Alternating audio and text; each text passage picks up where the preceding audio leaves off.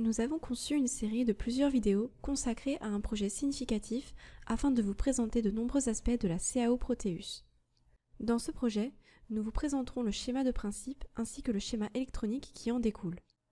Le projet intègre également une partie programmée grâce à un microcontrôleur Arduino ainsi que la conception d'un circuit imprimé. La réalisation qui va vous y être présentée est un chargeur de batterie au plomb.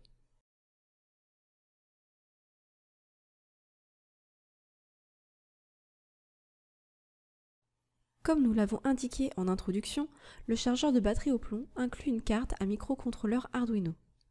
Le schéma de principe montre les différentes parties du chargeur, avec la batterie à gauche et l'alimentation du chargeur en bas de celui-ci. Le chargeur, représenté par le bloc Gestion de l'alimentation, fait appel à plusieurs blocs internes.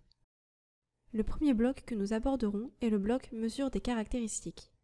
Les grandeurs caractéristiques sont la tension et le courant qui permettent au système de lancer ou d'arrêter la charge. Le bloc Traitement de tension, connecté en parallèle à la batterie, effectue un traitement pour protéger le microcontrôleur de la surtension. Suite à cela, ce dernier pourra alors contrôler la tension aux bornes de la batterie au plomb afin que nous puissions mesurer sa charge. Aussi, il nous faut connaître le courant consommé par la batterie lors de la charge. Pour cela, nous utiliserons le bloc Capteur de courant de batterie, connecté en série avec la batterie lors de la charge.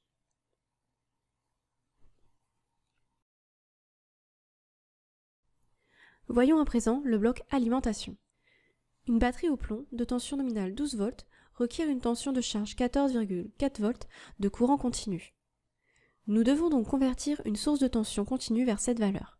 Dans notre cas, nous utiliserons un convertisseur CACC, courant alternatif courant continu, ainsi qu'un abaisseur de tension pour permettre d'atteindre les tensions recherchées.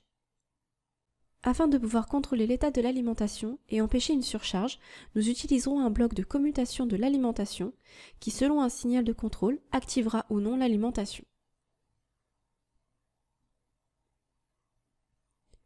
Enfin, le dernier bloc n'est autre que le microcontrôleur. Il aura pour fonction de traiter les données de courant et tension relevées par les différents blocs pour commuter l'alimentation.